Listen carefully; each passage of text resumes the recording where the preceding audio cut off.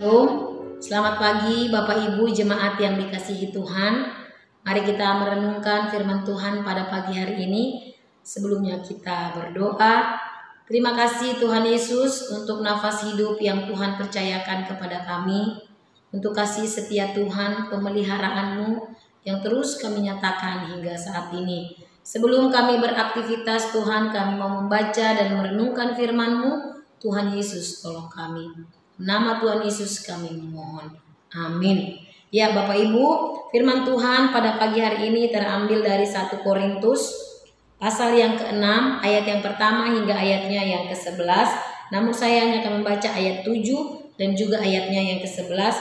Demikian firman Tuhan. Adanya saja perkara di antara kamu yang seorang terhadap yang lain telah merupakan kekalahan bagi kamu. Mengapa kamu tidak lebih suka menderita ketidakadilan? Mengapa kamu tidak lebih suka dirugikan?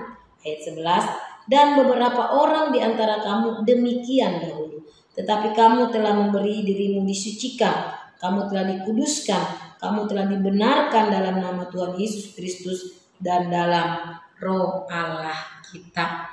Ya, Bapak Ibu, saudara-saudara yang dikasihi Tuhan Yesus Kristus, hidup dalam kebersamaan, di dalam berjemaat atau berelasi dengan siapapun, kita tidak bisa terlepas dari yang namanya perselisihan, konflik, pertengkaran, salah paham, dan lain sebagainya.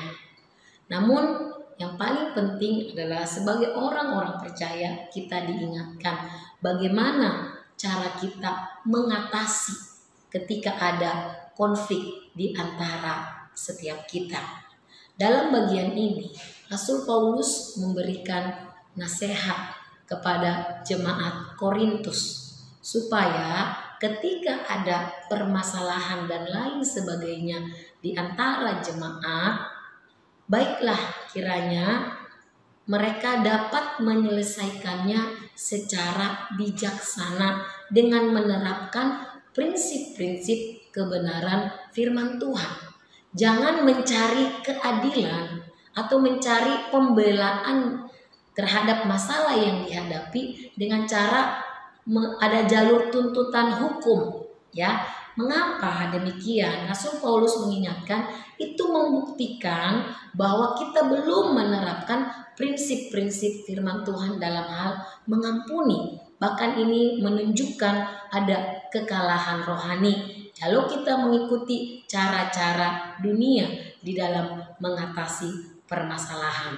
Nah, dalam hal ini kita diingatkan ya, bagaimana orang-orang akan melihat kekristenan itu sungguh benar dan baik jikalau dalam menyelesaikan masalah saja kita belum menerapkan nilai-nilai firman Tuhan di dalamnya. Ketika pun ada tuntutan hukum dalam menghadapi konflik, baiklah itu sebagai pilihan terakhir. Ya, ketika orang yang bersalah itu bersikeras, bersitenggang dan lain sebagainya. Tetapi kalau masih bisa dengan jalur damai, saling mengampuni, menerapkan prinsip-prinsip kebenaran firman Tuhan, hendaklah kita melakukannya. Sehingga di dalam ayatnya yang ke-9 dikatakan di sini, atau tidak tahukah kamu bahwa orang-orang yang tidak adil tidak akan mendapat bagian dalam kerajaan Allah? Jangan sesat. Orang cabul, penyembah berhala, orang berzina, banci, pemburit, pencuri, orang kikir, pemabuk, pemfitnah dan penipu tidak akan mendapat bagian dalam kerajaan Allah.